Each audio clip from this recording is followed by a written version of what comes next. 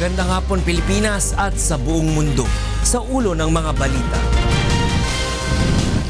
Paghahanap sa 18 nawawalang crew na lumubog na MV Starlight sa Batangas, ipinagpapatuloy ngayong araw. Kumpanyang may-ari ng barko tiniyak ang ayuda sa mga biktima. Mga pasaherong pauwi sana sa kanilang mga probinsya na dinaanan ng Bagyo Nina, stranded pa rin sa Araneta Bus Terminal.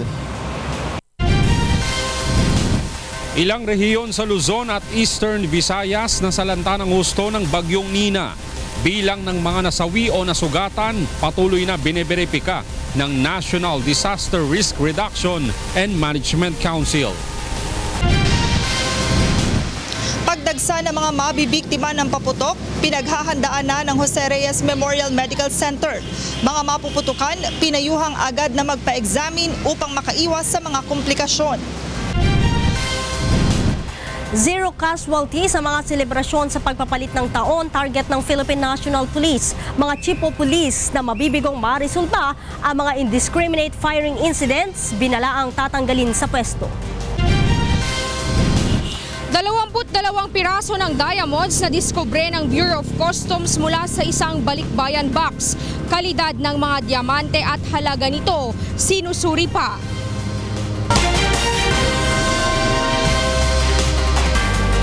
Una sa ating mga balita ngayong hapon, tinulungan ng UNTV News and Rescue Team ang mga nasugatan sa banggaan ng tricycle at kotse sa Cabanatuan City kaninang madaling araw. Ito ang balita ni Bernard Dadis. Nagdamot ang sugat sa iba't ibang bahagi ng katawan ang tricycle driver na si Erwin de la Cruz habang nabugbog ang kaliwang hita ng pasahero nito matapos silang babangga ng isang kotse sa kahabaan ng Nueva Ecija Aurora Highway sa Cabanatuan City kaninang alauna ng madaling araw. Ang driver naman ng kotse na si Ferdinand Mactal ay nagkaroon ng malaking bukol sa noo. Ayon sa isang nakasaksi, magpapakarga sana sa isang gasoline station ang tricycle nang salpukin ito ng kotse. Walang placer sir yung motor. Ang pinangsenyas niya yung kamay lang niya ng liliko. Kaya malamang ako sir na hindi makikita ng dahil gabi pa. Hindi niya makikita yung senyas ng kamay. Matapos ma-assess ang kalagayan at malapatan na pangunang lunas ng UNTV News and Rescue Team ang mga biktima, ay inihatid na sila sa Dr. Paulino J. Garcia Memorial Research and Medical Center. Bernard Dadis, UNTV News and Rescue, Philippines. Patuloy nang inahanap ng Philippine Coast Guard o PCG ang 18 nawawalang crew ng lumubog na MV Starlight Cargo Passengers Ship sa Batangas kahapon. Samantala tiniyak naman ng may-ari ng barko na bibigyan nila ng ayuda ang mga biktima ng insidente. Ito ang balita ni Vincent Octavio. Patuloy nang nagpapagaling sa Camillus Hospital sa Batangas City ang mga nakaligtas na crew ng lumubog na MV Starlight sa Batangas sa kasagsagan ng pananalasa ng Bagyong Nina kahapon. Alas 7 kagabi nang dumating ang 14 na survivor sa Batangas Port kasama ang 11 ng isa pang nasawing crew na kinilalang si Laika Banaynal. Kwento ng mga nakaligtas, minabuti nilang tumalon mula sa barko matapos hampasin ng malalaking alon ang sinasakyan nilang cargo passenger ship.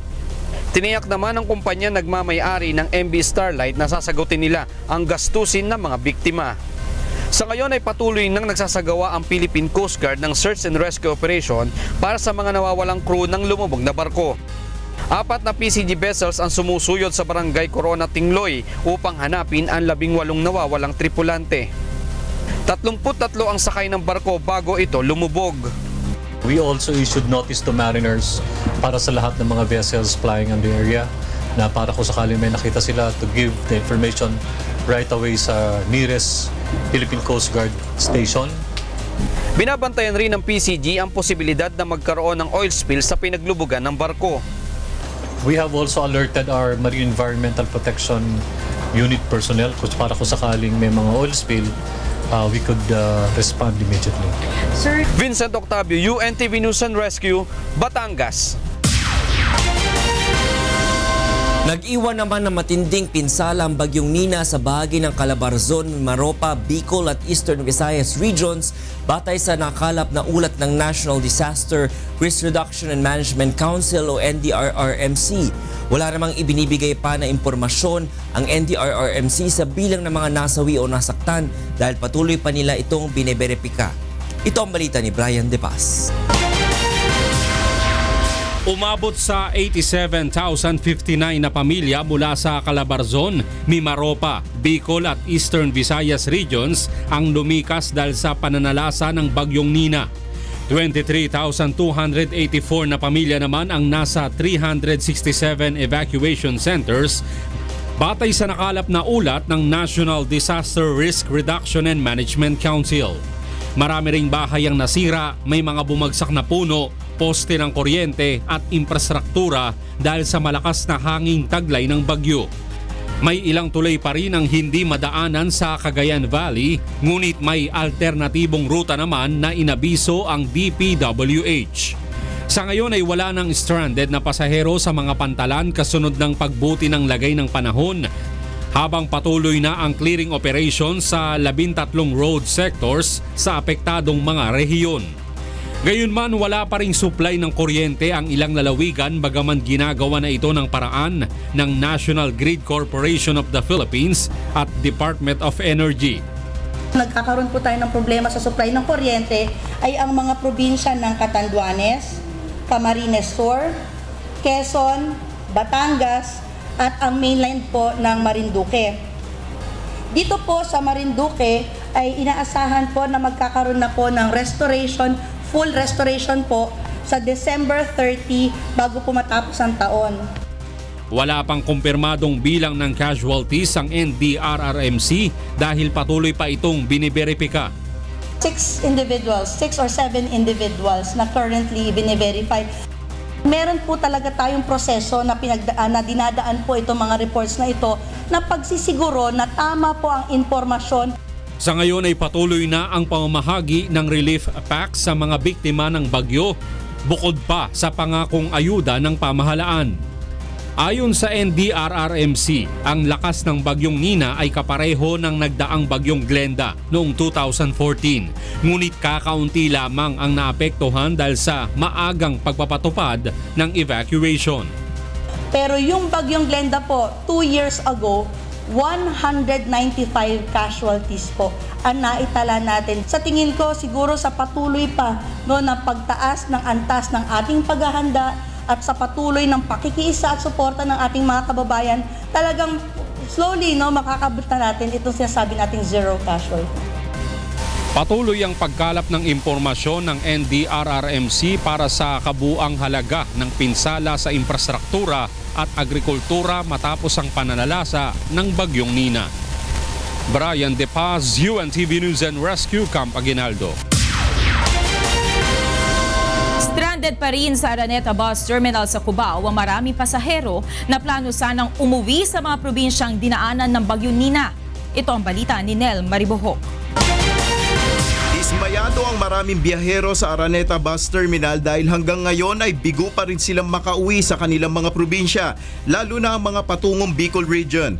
Kabilang na dito si Aling Eva na 5 araw nang sumusubok na makakuha ng tiket ng bus pauwi ng Sorsogon. Hindi ako nakaalis. Nag-reschedule ulit ako kahapon. Pumili ako dito. May walk-in passengers ding nagbabaka sakali na makakuha ng tiket kahit fully booked na ang biyahe ng karamihan sa mga bus. Magbaka-bakasyon po sana kaso fully booked na yung ticket dito. Si Aling Analisa na pauwi naman ng Bacolod ay 2 araw nang nakatambay sa bus terminal kasama ang kanyang anak para mag-abang ng masasakyang bus. Bagamat mainit at siksikan sa loob ng terminal, ay napilitan silang dito na rin mamalagi at matulog. 25 pa kami ng hapon. Hanggang ngayon wala pa. Uwi na lang ako mamaya. Babalik sa trabaho ko Ayon sa pamunuan ng Araneta Bus Terminal, kahapon ay umabot na mahigit 2,000 pasahero ang stranded. Dumoble pa ito ng magdatingan ng mga pasaherong maagang nagpabook sa kanilang biyahe. Ayon sa bus companies, naapektuhan ang kanilang biyahe dahil sa pananalasa ng Bagyong Nina sa Bicol Region. Kasi yung biyahe namin ng 25 kansilado, kaya yung pasahero namin ngayon halos doble-doble na po. Kamusta naman yung dating ng bus niya? Delay nga kasi nga kapapasko pa lang bahaan para sa Bicol. Nananatili namang naka-alerto ang mga tauhan ng Philippine National Police sa paligid ng Araneta Bus Terminal upang matiyak na magiging ligtas ang biyahe ng ating mga kababayan. Nel Maribohok, UNTV News and Rescue, Quezon City. Kaugnay ng ulat Kaugnay na yan, humingi tayo ng update sa sitwasyon sa Araneta Bus Terminal mula kay Mon Locson, live. Yes, Mon. Magandang gabi, Monica. Nakakaawa yung mga tao na nandito ngayon sa Araneta Bus Terminal. Itong posisyon ko kung saan ako nakatayo ngayon ay 50 meters away dyan sa mismong terminal. At kung mapansin mo sa aking likuran ay napakaraming mga tao ang naghihintay pa din ng bus na dadating. Karamihan ng mga nandito ngayon ay uuwi sana ng Bicol, ng Tacloban, ng Leyte, Samar at ng Iloilo. Ang nangyari ganito, ayon sa Araneta Bus Terminal, di ba nagkaroon ng bagyo, itong bagyong Nina, na siya naman naging dahilan kung bakit na-stranded itong mga bus sa may Matnog dyan sa bahagi naman ng Bicol. Itong Matnog kasi ang nagdudugtong sa Bicol papunta dyan sa Katarman, sa may Samar sa may Samar region. Yung mga bus na sana na pauwi na ng Metro Manila na sasakyan sana ng mga tao ngayon, ng mga tao kahapon ay hindi nakadating. Kaya kung makikita mo, ipaning natin dito, yung mga bus na nandito ngayon na nakikita nyo ay mga bus sana na aalis pa kahapon. So yung mga bus kahapon ay ngayon lang dumating. So yung mga nakasakay sa mga bus na yan ay yung mga pasahero na dapat aalis kahapon. So anong nangyari, nagkaroon ng epekto itong bagyo at na-stranded nga yung mga bus kaya ngayon lang nakarating. Nakausap natin ng LTFRB at nagbigay naman daw sila ng special permits at hindi naman kulang itong mga special permits na kanilang in-issue upang makapagpadala ng mas maraming bus na bibiyahe sa probinsya. Yun nga lang, yung bibiyahe ngayon ay yung para bibiyahe pa lang sana kahapon. So lahat ng mga tao dito,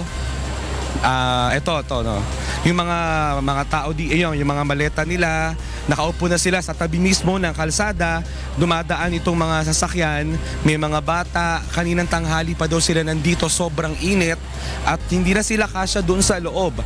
Alam mo, aircon naman yun doon sa loob kaya lang hindi na talaga rin kasya yung mga tao, kaya dito na sila mismo sa kalsada, sa labas, naghihintay. So yung mga bus na sasakyan ng mga tao na nandito ay dadating pa, inaasahan, baka bukas ba. So yun ang sinabi ng ilang mga bus company na kausap natin dahil talagang yung mga bus na ito ay para lamang sa mga pasahero kahapon. So ganoon na nangyari. Kaya ang mga pasahero dito, naghihintay sila at talagang nakakaawa yung sitwasyon, lalo na may mga bata, may mga sanggol pa nga ako nakita naghihintay. Tinanong ko sila kanina, ba't hindi sila sumakay ng eroplano? Ay mas mahal nga daw naman yung pamasahe, lalo na kung ngayon sila bibili. Yung biyaheng pa Iloilo, example lang, nasa 1,400 ang pamasahe. Kung sasakay ka ng eroplano at ngayon mo bibili ng ticket, aabot na yan ng mga 2,500 hanggang 3,000. At madadagdagan pa yon dahil sa napakadami nilang mga bagahe. Kasi pag isasakay na eroplano yan, sigurado dagdag bayarin yan. So sana nananawagan tayo sa DOTR, sa LTFRB na masolusyonan itong mga tao dito na naghihintay hanggang kailan sila maghintay dahil talagang kulang na kulang yung mga bus na bibiyahe pauwi po dyan sa may area ng Bicol, ng Samar, Leyte at kasama na rin itong sa Panay region sa may Iloilo. So yun mo ng latest, Monica, mula dito sa may Araneta Bus Terminal, balik sa'yo. Maraming salamat, Mon Locson, live na nag-uulat mula sa Cubao, Quezon City. Susunod sa ito ang balita. Zero casualty sa mga selebrasyon sa pagpapalit ng taon, target ng Philippine National Police. Mga chief of police na mabibigong marisulta ang mga indiscriminate firing incidents, binalaang tatanggalin sa pwesto. Presyo ng paputok sa Bukawi, Bulacan tumaas na. Mga mamimili nag-umpisa na ring dumagsa. Pagresolba sa mas maraming kaso sa taong 2017, nais may sakatuparan ng Sandigan Bayan.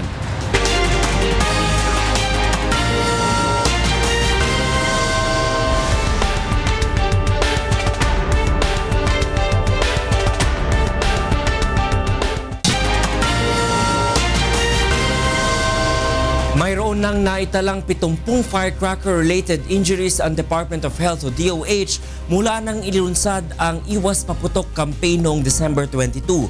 Ngunit sinabi ni DOH Undersecretary Geraldo Bayugo, mas mababa pa rin ito sa bilang ng mga nabiktima ng paputok sa parehong petsa noong isang taon kung saan umabot ito sa 124 cases. Umaasa naman ang DOH na kakaunti na lang ang mga magiging kaso ng mga mapuputukan at wala na ring mapuputulan ng bahagi ng katawan o mamamatay dahil sa paputok ngayong taon.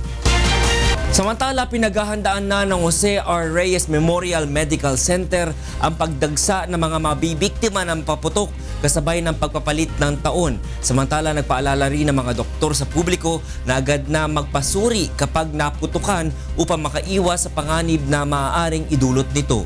Ito ang balita ni Joanan. Na lamang ang nalalabi bago ang pagpapalit ng taon. Kaya naman puspusa na ang paghahanda ng Jose R. Reyes Memorial Medical Center para sa pagdagsa ng mga mapuputukan, partikular na sa gabi ng December 31. Handa na ang kanilang medical equipment at iba pang gamit para agad na makatugon sa anumang sitwasyon. Sa kasalukuyan, mayroon ng ginagamot na 7 firecracker-related injury ang JRRMMC kung saan ang isa sa mga ito ay naputulan ng isang daliri matapos na magpaputok ng baby dynamite. Ang Piccolo pa rin ang pangunahing dahilan ng firecracker-related injury na dinadala sa ospital. Samantala, nagpaalala rin ang mga doktor sa publiko na huwag baliwalain ang mga sugat na dulot ng paputok. Anila, maaari itong magdulot ng allergic reaction o impeksyon at kung hindi maaagapan ay maaaring ikamatay ng pasyente. Pag ginawa nyo lang is hinugasan nyo lang, pinak nyo lang, hinayaan nyo lang, pwedeng mamatay yung parte na yun na naapektuhan. At pag namatay yun, nabulok yun, pwede pang mag-cause yun ng infeksyon. Yung infeksyon pwedeng kumalat sa katawan. Sakaling maputukan, payo ng mga doktor, agad itong lapatan ng pangunang lunas sa kadalhin sa ospital. So pinakaunang pwedeng gawin is pag nakita na injure yung kamay, hugasan agad siya ng running water. Kung kayang sabunin, preferably kaya sana. No? Pagkatapos, hugasan na mabuti, patuyuin, ipak siya, lagyan ng gasa tapos ipak. Ang pinakamaganda talaga dalhin sa ospital. Sa kabila ng panganib na idinudulot ng pagpapaputok, marami pa rin sa ating mga kababayan ang gumagamit nito kasabay ng pagpapalit ng taon.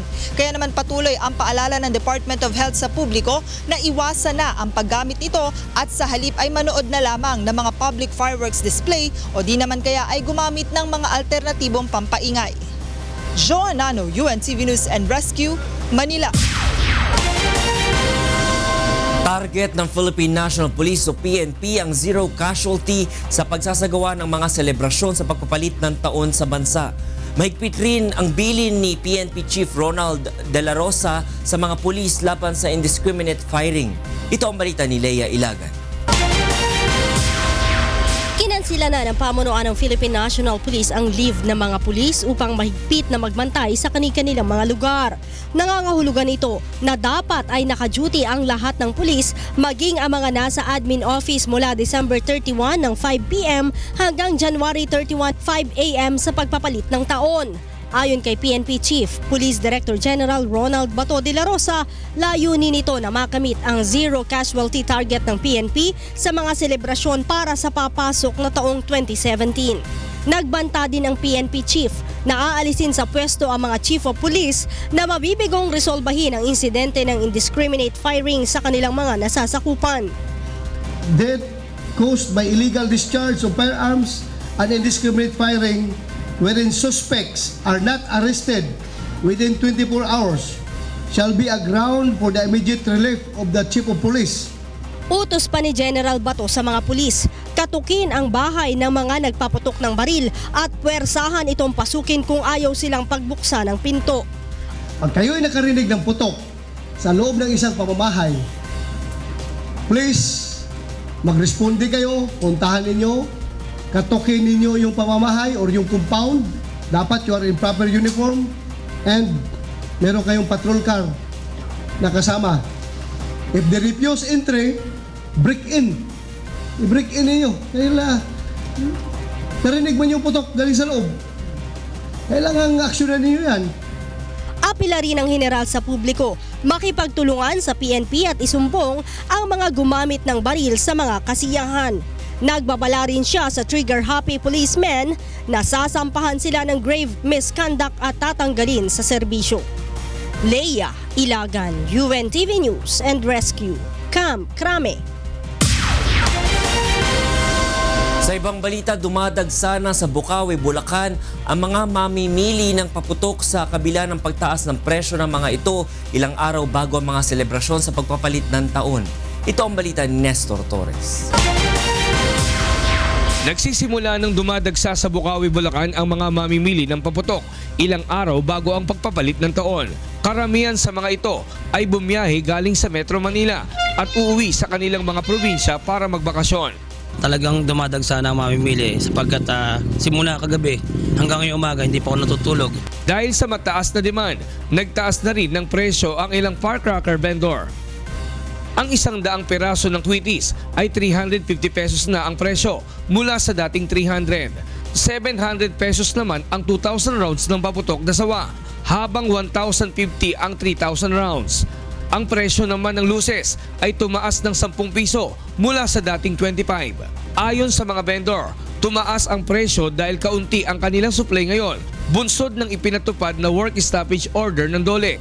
Kaugnay ng mga insidente ng pagsabog sa ilang pagawaan sa Bulacan. Dahil sa pagdagsa ng mga mamimili, nagsisimula ng sumikip ang daloy ng trapiko sa Bukawi. Nestor Torres, UNTV News and Rescue, Bulacan. Inilatag na ng Duterte administration na mga proyektong target nilang makumpleto sa taong 2017. Kabilang na dito ang paglikha ng mas maraming trabaho at infrastruktura at ang pagbuo ng international partnership kontra illegal na droga. Ito ang balita ni Rosalie Cos. 6 na punto ang kinakitaan ng pag-unlad at pagbabago sa pasimula ng termino ni Pangulong Rodrigo Duterte ayon sa Malacanang. Ito ay ang paglago ng ekonomiya, pagkakaroon ng mas maraming hanap buhay, infrastruktura, international partnerships, kampanya laban sa illegal na droga at ang peace talks. Ayon kay Presidential Spokesperson Ernesto Abella, bagaman kabilang ang Pilipinas sa mga bansang may pinakamabilis na pag-unlad ng ekonomiya sa Asia ngayong taon, target pa itong mapagbuti ng pamahalaan para sa taong 2017. The NEDA is setting a GDP growth rate in 2017 of between 6.5 and 7.5%. To accelerate poverty reduction, the fight for the full implementation of the Responsible Parenthood and Reproductive Health or the RPRH law. Inaasahan namang mas dadami ang job opportunities sa susunod na taon dahil sa sisimulang local public infrastructure projects at pag-uugnay ng mga industriya sa agriculture sector. Samantala, dahil sa napipintong chairmanship ng Pilipinas sa ASEAN Summit sa 2017, inaasahang mas mapapaigting ang partnership ng bansa sa ibang ASEAN countries sa usapin ng war on drugs. Tiwala rin ng Malacanang na makakamit na ang pangmatagalang kapayapaan sa hanay ng mga makakaliwang grupo matapos ang 2 rounds ng formal peace talks sa Oslo, Norway. President Duterte's ultimate dream is for all armed conflict to stop and for the Filipino people to live in peace, safety, and security. Samantala, muling iginiit ng pamahalaang walang plano si Pangulong Duterte na magdeklara ng martial law. Ginawa ng Malacanang ang pahayag matapos na punahin ni Vice President Leni Robredo si Pangulong Duterte dahil sa martial law comment nito kamakailan. Vice President Leni seems to have amplified her concerns and seems to make it appear as if the President was actually planning on doing it. But if you read it in context, it was not that way. Rosalie Cos, UNTV News and Rescue, Malacanang. Tututukan ni Philippine National Police Chief Police Director General Ronald Bato de la Rosa ang paglilinis sa kanilang hanay sa susunod na taon. Ito ay kasunod ng puna ni dating PNP Chief at ngayon Senador Panfilo Lacson na kulang pa ang anti-drugs effort ng mga pulis. Ayon kay General Bato, mas magiging epektibo ang paglaban nila sa iligal na droga kung malilinis ang kanilang hanay mula sa mga skalawag.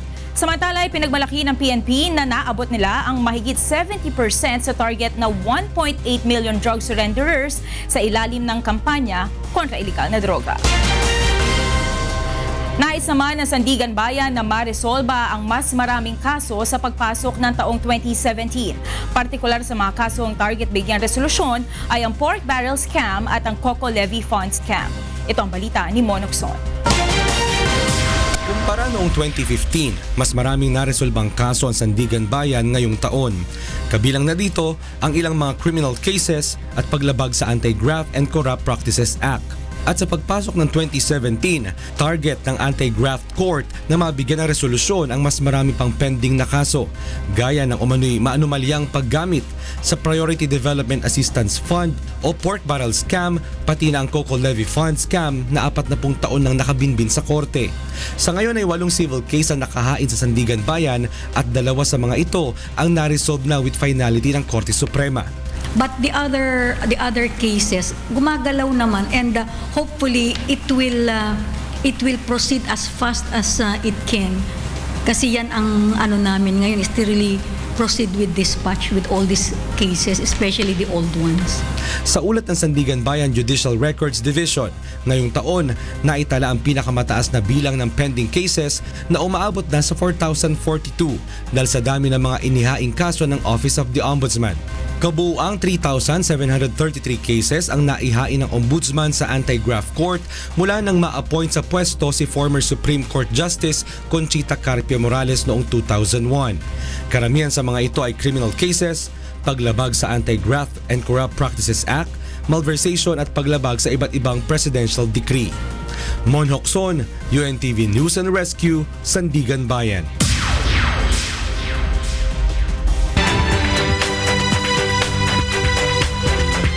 At kareng kay katamong balitang PROMDI. Nilatag na nening Department of Tourism ing karelang plano bang ayayos ding turismo king Eastern Visayas ang may apektuhan king bagyong Yolanda anyang 2013. Ining report ng Jeneline Gakit. Ay nahan Department of Tourism ang mga stakeholder ha Region 8 ang iraplano para otro pauswagon ang turismo ha mga probinsyahan rehiyon. Kung manunumduman damoy tourist spot sa Eastern Visayas, partikular ha Tacloban nga naguba matapos ang paglasurbuhan Bagyo Yolanda hatong 2013. Yan nga tuig, tubtuba tuig nga 2022, mga bag-o nga estratehiya ni papa-implementar ang Tourism Department para otro bumalik ang risyuhan turismo ha rehiyon. Kaupod na dinhi ang pagpaupay ang mga historical sites ngan mga lugar nga masukot pasyadahan it mga turista. May nawagan laring barangay officials at residente ning Balen ning Dinalupian, Bataan na masolusyonan na sana kanuing oil leak king lugar. Agpangkarelang residente halos metong ng Domingo na atin lang babawang laro king karelang lugar. Pikakarugan dareti uli na ning laro pota kanumi kasilab o kaya pamanyabong king karelang lugar lalo na marakal ang magpapakbong king pamagpalit ning banwa. Bilang manunungkulan talagang nagsasakit ko sa para ika nga mabantay itong dito sa to ay para ika nga mga tama wala min sa mga paputok. Agpangkarela ay report na ini king lokal na gobyerno oneng anyaruan da agad na sana masolusyonan na agad ini. Megpayayalalay ang Bangko Sentral ng Pilipinas kaya kareng Sambuangenyo amingat lakaring bikakalat ta counterfeit money o peking pera. Palimayang Zamboanga City kareng Balen king bansa ating maragula money circulation patsa holiday season. Niya naman kay ni Murin madalas dulwal ding peking pera. Agpangking BSP dapat dang lawen masalese ding kabalen tamo nung tunay ing karelang pera at atalnan.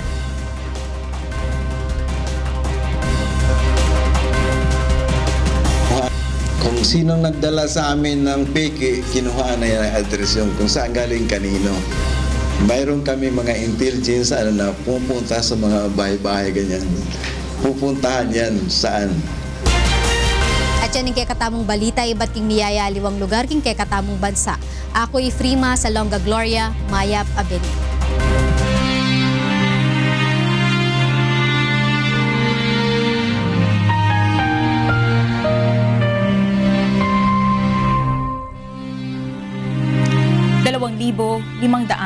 at 71 araw na po ang nakalipas mula na maganap ang malagim na Maguindanao Massacre. Ngunit hanggang ngayon ay naghahanap pa rin tayo ng katarungan sa mga biktima ng malagim na krimen.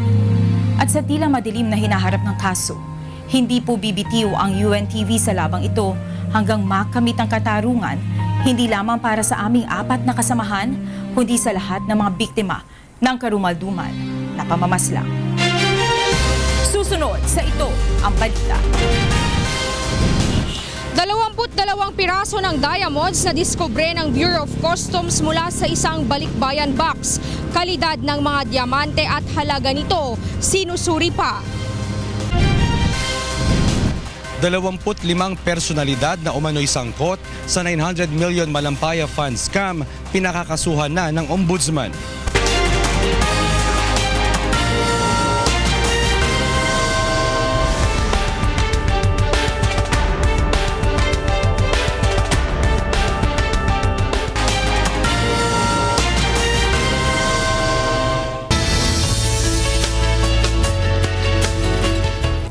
Alamin muna natin ang latest sa lagay ng panahon mula kay Ray Pelayo na nasa UNTV Weather Center.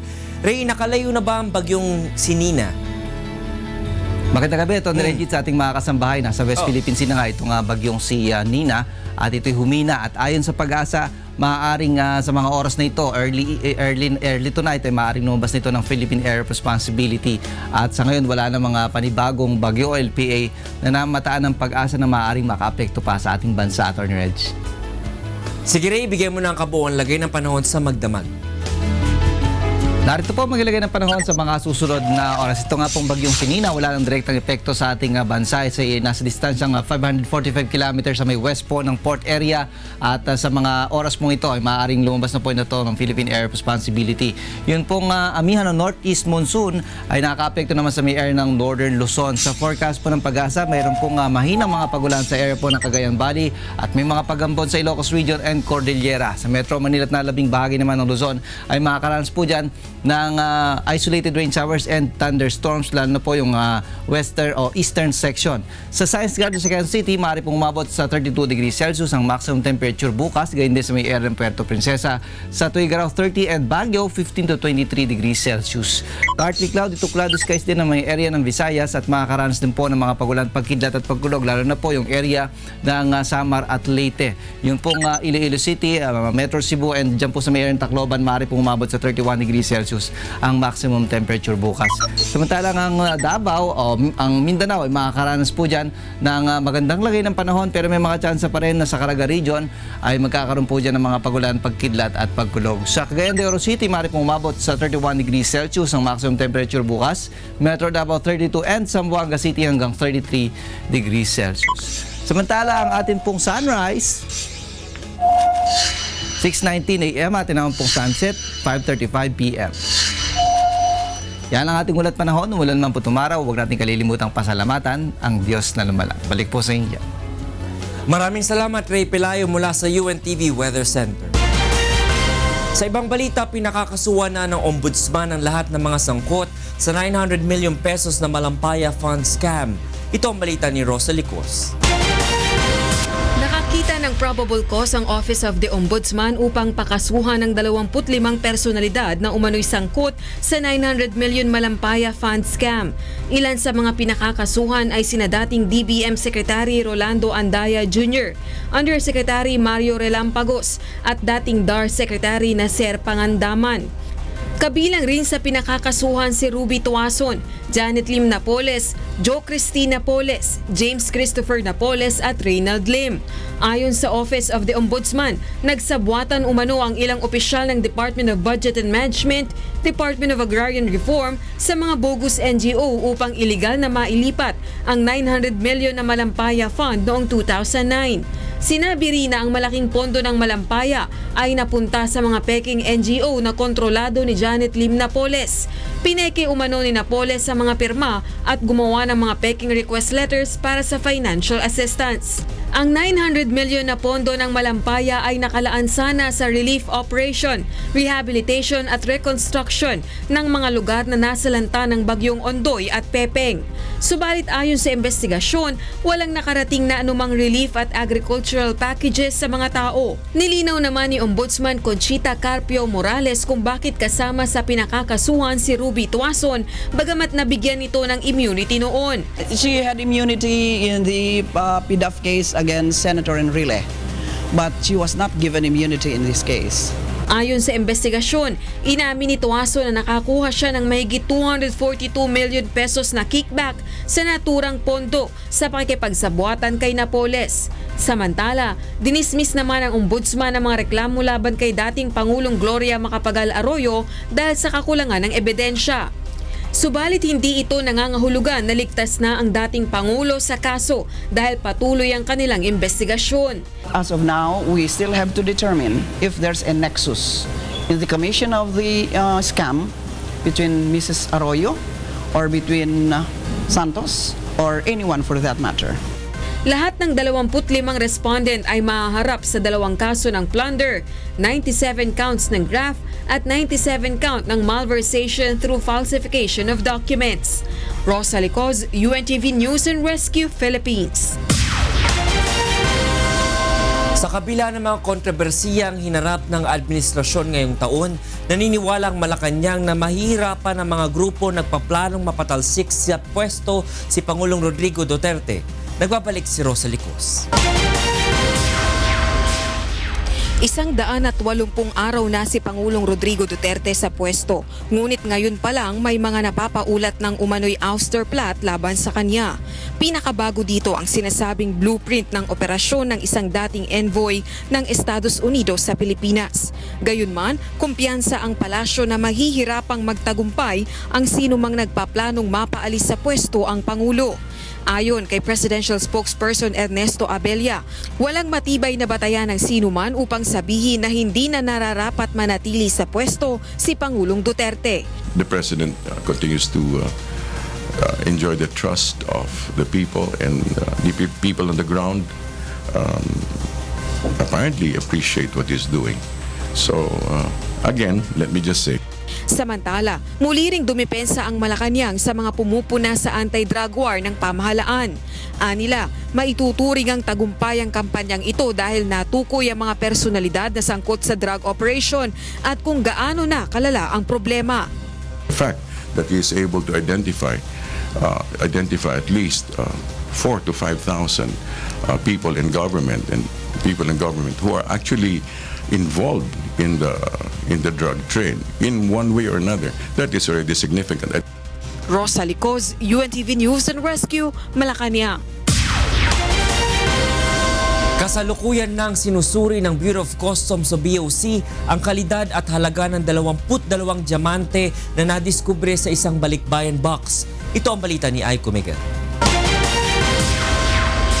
Kasalukuyan ang sinusuri ang kalidad ng 22 diamanteng nasabat ng Bureau of Customs mula sa balikbayan box na galing Malaysia. Ang naturang diamonds na nakasilid sa resealable plastic at nakalagay sa loob ng isang wallet na nasa loob ng kahon ay ipinadala ng isang nagngangalang Arturo R. Rivera sa consignee na sila Jane Basilio ng Bataan. Currently, the National Bureau of Investigation is still conducting a deeper investigation as to the validity and authenticity of those documents that were used to send this box. And again, as to the grade and the carat, we are still determining that. Tinatayang nasa mahigit 1 milyong piso ang halaga ng mga diamanteng ito na nadiskubre dahil sa joint operation ng Bureau of Customs Intelligence and Investigation Service at ng National Bureau of Investigation. Binuksan ito ng BOC noong nakaraang linggo sa isang warehouse sa Tondo, Manila, kaharap ang asawa nila Jane Basilio na si Noel Bondok.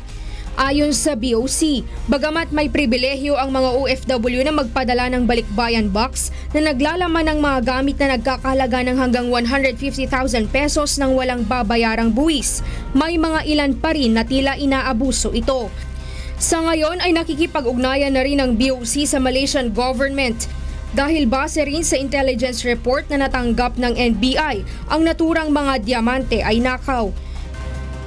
The legality of their stay in that country, and possibly if there are police blotters or even intelligence report also linking them to other activities.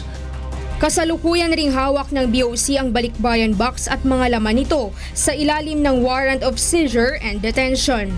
Aiko Miguel, UNTV News and Rescue, Bureau of Customs.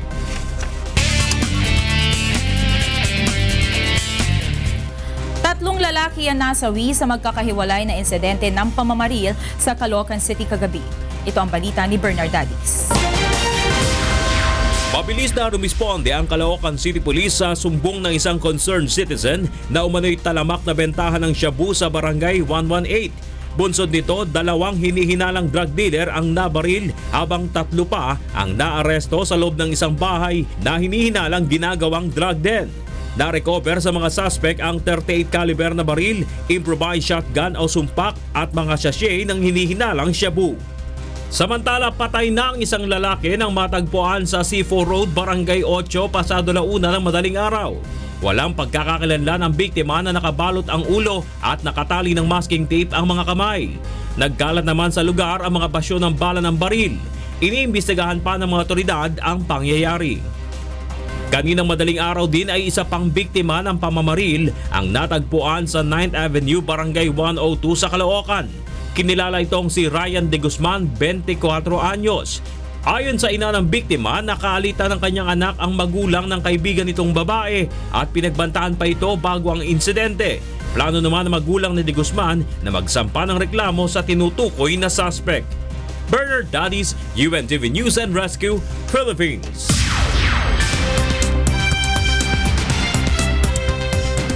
And for the news abroad, hard rains force hundreds of residents to evacuate their homes in Argentina.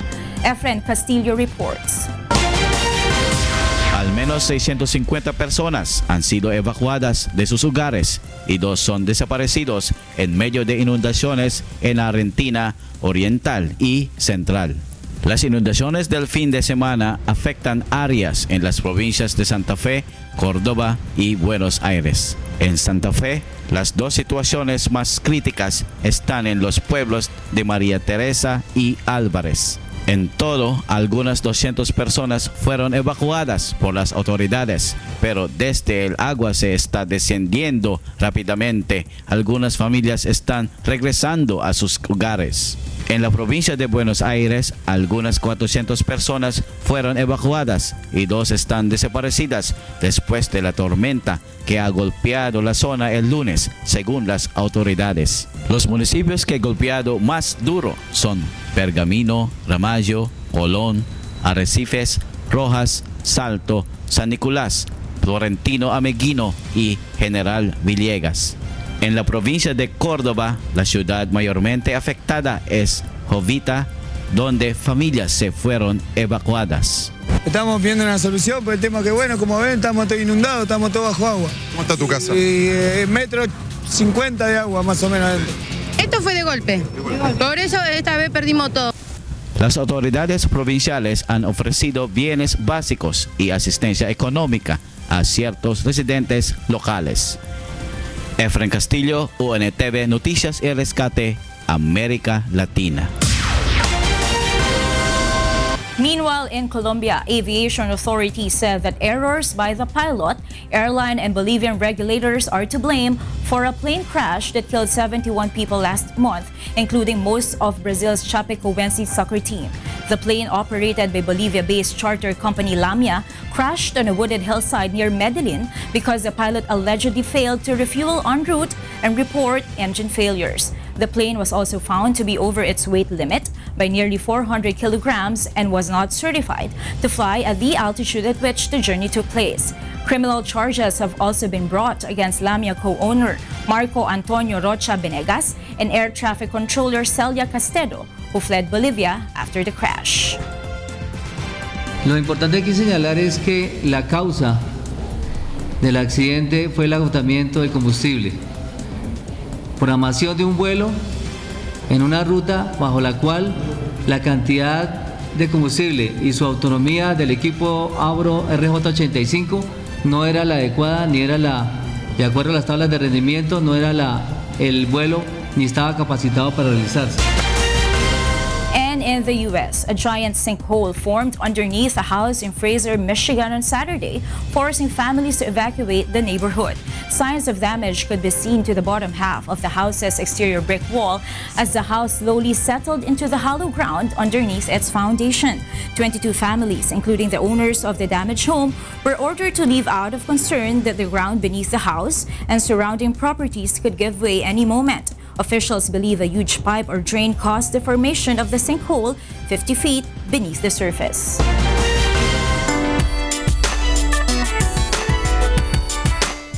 Ikinalungkot ng mga fans at ng mga celebrity ang pagpanaw ng pop singer na si George Michael noong linggo sa bahay nito sa England. Ito ang balita ni Leslie Longbowen. Nagtungo ang mga fans ng 53-year-old na British singer na si George Michael sa bahay nito sa London bilang pakikiramay sa pagkamatay nito. Iba't ibang bulaklak, kandila at mga handwritten notes ang iniwan ng mga ito sa tahanan ng pop singer. I can't believe I'm standing here now today. I really cannot believe that I'm standing here and George has passed away. Anyone who knows me will know that I would be here just to pay my respects to a major part of my life. I've grown up with him. He was a songbook to the good times, the bad times, and he's brought me here today just to say thank you, George, for the music. We were listening to him in the car. Maging ang mga sikat na celebrity ay nagpahayag din ng kanilang pagkagulat at pagkalungkot nang mabalitaan ang pagpanaw ng pamosong singer. Ilan sa mga nagpost ng kanilang saloobin sa kanilang Twitter page ay ang sikat na mga talk show host na sina Ellen DeGeneres at James Corden, ang mga aktor na sina Ryan Reynolds at George Takei, at maging ang British politician na si Jeremy Corbyn. Ayon sa longtime manager ni Michael, pumanaw ang pop singer sa kanyang tahanan noong linggo dahil sa heart failure. Nakamit ng English singer, songwriter at record producer ang tagumpay at kasikatan noong 1980s sa Wham! Bilang solo artist at bahagi ng Wham!, nagkaroon siya ng ilang #1 singles sa Billboard Hot 100 chart. Kabilang rito ang awiting Faith, Father Figure, One More Try at Careless Whisper. Leslie Longbowen, UNTV News and Rescue.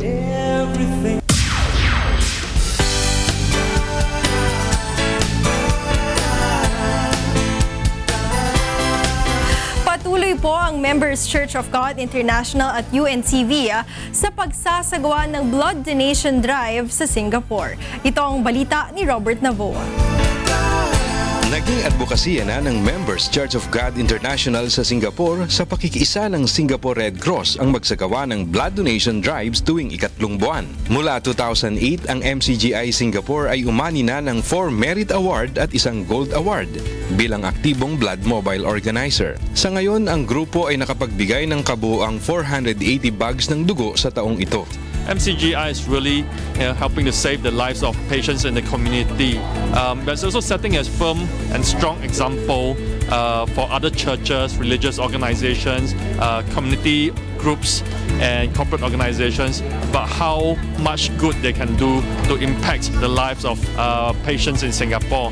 Sa pinakahuling blood mobile drive ay nakakolekta ang grupo ng kabuuang 93 bags ng dugo. Ikinatuwa naman ito ng mga blood donor dahil sa isang paraan ay nakakatulong sila sa nangangailangan. Actually, after donating blood, I actually feel quite good about myself.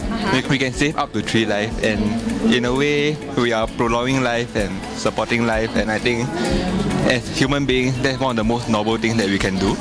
This simple action can actually make a huge impact on other people's lives, and you can actually potentially save 3 lives. So I'm actually quite amazed. Ayon kay Mr. Robert Teo, Head of Blood Donor Recruitment Program ng Singapore Red Cross, mahalaga ang pagbibigay ng dugo lalo sa mga pasyente na umaasa sa blood donors na madugtungan ang kanilang buhay. Ang isang blood unit ay makapagsasagip ng 3 buhay. It's not just the patients in Singapore who benefit from the blood donations. It's also the family members, the friends, the broader community who benefit from the blood donations. I think we have to bear that in mind, and hopefully this will inspire future generations of blood donors to continue to step forward to help save lives through MCGI's donation drives. Pinasalamatan naman nito ang grupo sa walang sawang pagsuporta bilang partner sa public service na ito sa loob ng 8 taon na ngayon. First of all, we definitely appreciate and are grateful to the leadership shown by Brother Eli and Brother Daniel for mobilizing MCGS community to step forward to give blood. The fact that this is being broadcast on through the OPATH network globally, we hope that more people around the world, not just in Singapore but around the world, will learn more about blood donation. Patuloy na makikipag-ugnayan ng MCGI at UNTV volunteers sa Singapore Red Cross para sa mga nangangailangan ng dugo sa layuning makapagdugtong pa ng buhay. Robert Navoa para sa Serbisyong Kasangbahay. At yan ang ating balita sa Entertainment and Public Service ngayong gabi. Ako po si Talia Javier. Balik sa inyo, Atty. Reg and Monica. Maraming salamat, Talia. At yan ang naging kabuuan ng ating balitaan ngayong gabi. Aming inilahad ng buong katapatan kung paano namin nasaksihan. Kayo'y makapagtitiwala ng aming nakita at narinig ang aming ibinabalita. Magandang gabi.